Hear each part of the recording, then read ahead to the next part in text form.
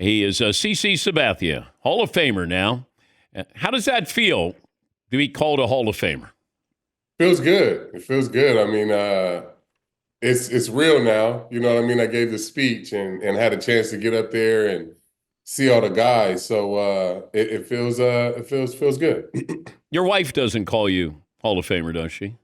Nobody in this house called me. How Not even nervous? a dog. How nervous were you? Compare that to pitching in a World Series when you give your Hall of Fame speech. I was pretty nervous. I mean, knowing, from the time that you get elected that, you have 6 months to kind of give this speech and talk about, your life and this life achievement and who you want to thank and, all these different people. So that gave me a lot of anxiety. But I feel like the way I delivered my speech and not trying to thank a bunch of people and just tell stories about, who, helped me get to this point, I think that, helped me out a lot. But I'll tell you a quick story about the World Series. I would get nervous when I walked out before games or whatever. And, that postseason in '09, I wasn't getting the butterflies. I was just feeling good. I was feeling confident. I was feeling like I was going to pitch well. And, I went out for the same thing in Philly. I went out for game one. It was in Yankee Stadium and everything is fine. Like I feel great October night. And, my routine was after we threw the ball down to second base, I would go walk to A-Rod and get the ball from him with my bare hand. And I walked over to him. He tossed me the ball and he was like, "Let's go." I looked at him. I was like, "Let's go." And I looked down at the ball and it said '09 Fall Classic on it. And I immediately broke out in full sweat.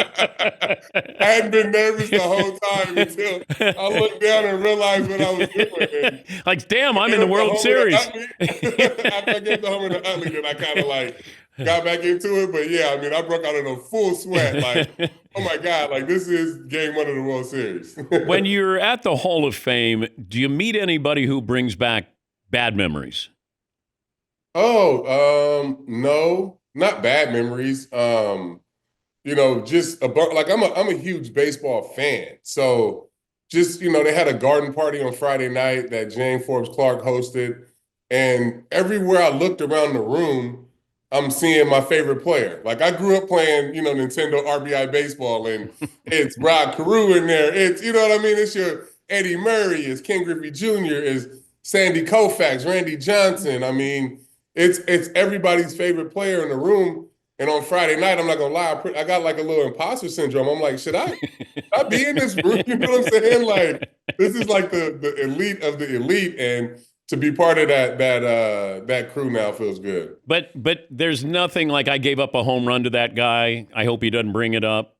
No, I mean, and that's the perfect time to bring it up, right? Like, yes, I mean, as a Hall of Famer.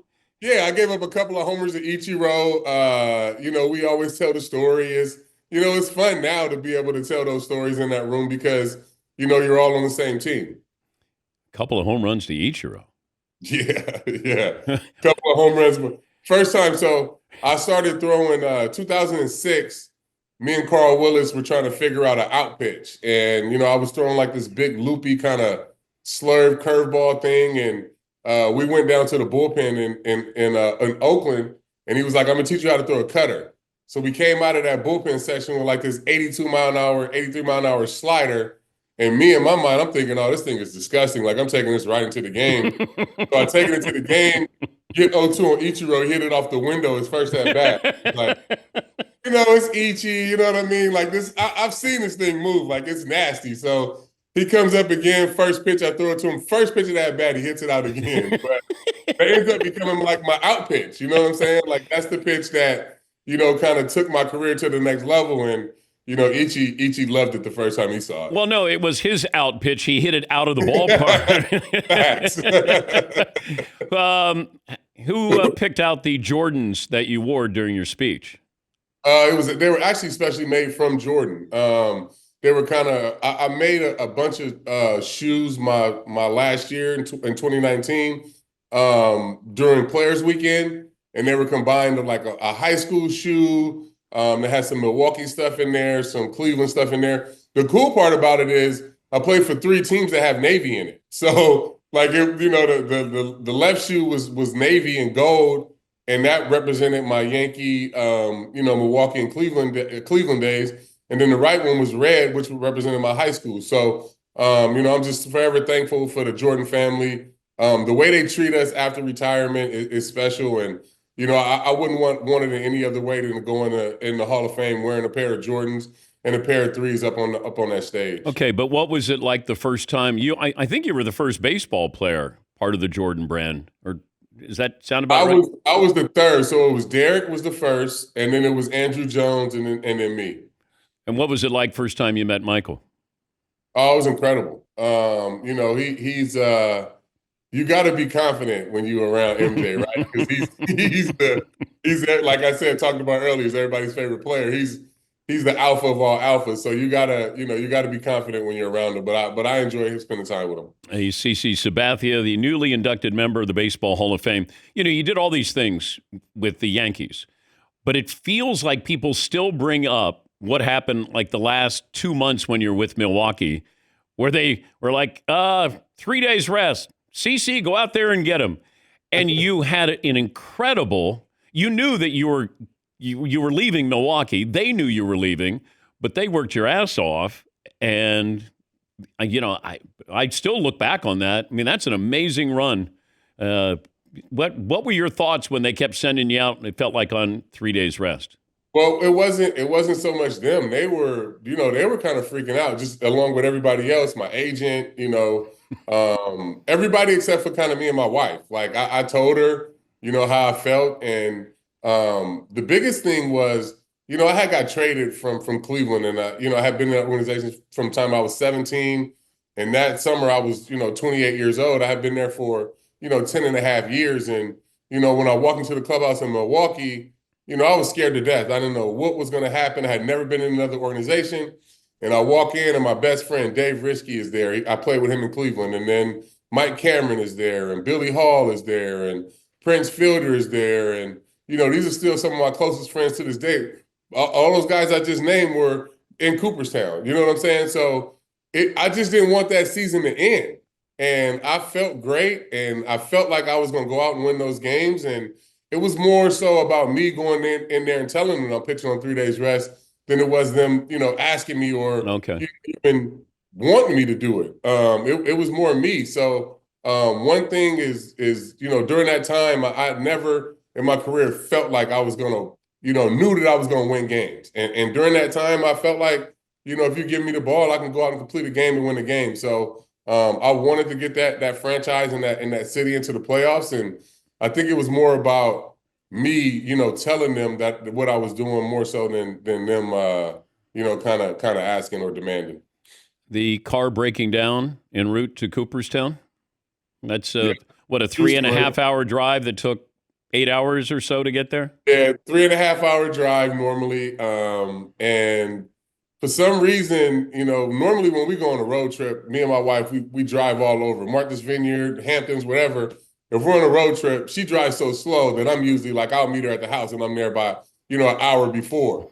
For some reason on that day, I was riding behind her and, we were just, kind of making our way up there, and we had the kids with us, and we pull up on the side of the road on 17 to get on the on-ramp, and she stopped. She's got let a bunch of cars go by, and I called her. I'm like, what's going on? And she was like, my car just stopped. And I'm like, what? And I could tell in her voice that she was really irritated and, on the verge of kind of, not breaking down, but kind of crashing out. And my kids and I can't take anything seriously. So we all get out of the car. Kids start making TikToks. I'm taking pictures on the side of the road. She's very serious in the back calling the tow truck. But like people start noticing us on the side of the road, and they're honking, we're laughing. It made for a good time. And I feel like we know every time that we're all together, my wife and I and the 4 kids, if we're traveling, something's gonna happen. So we're used to it, and we always make the best out of it. But makes for a good story. Who gave you the Oakland Raider helmet behind you? This is actually a phone. My cousin Demetrius Davis was Mr. Irrelevant. I think it was in 1990, and he got all these different gifts from every team you get a gift, and this was the phone from the Raiders. So that was So on the draft. That was on their this table. must have been on the draft. Yeah, this must have been on the draft table.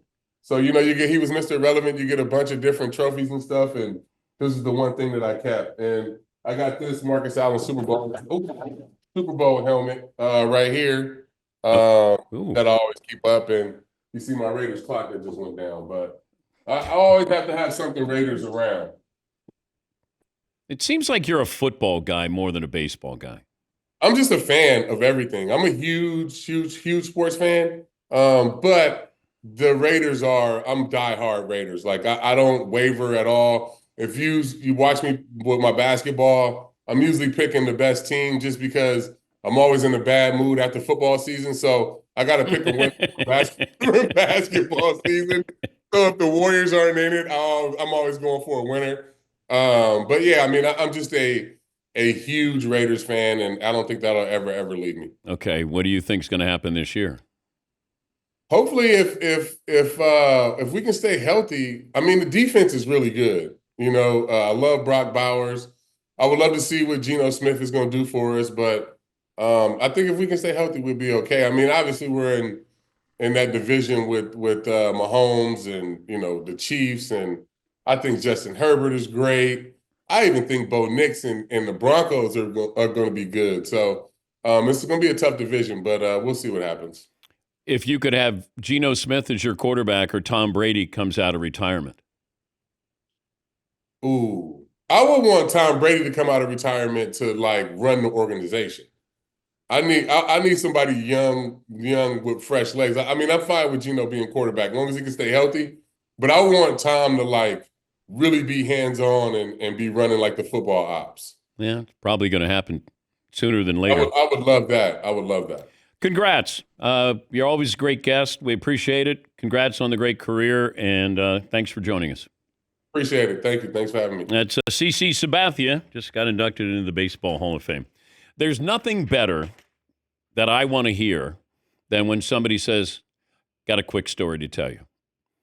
When he tells me about the World Series, when he looks at the baseball and it says the 2009 World Series and it's printed on the baseball, and the fact that it hit him, that he's now pitching in the World Series. That's what you want. I love when I get stories from these guys.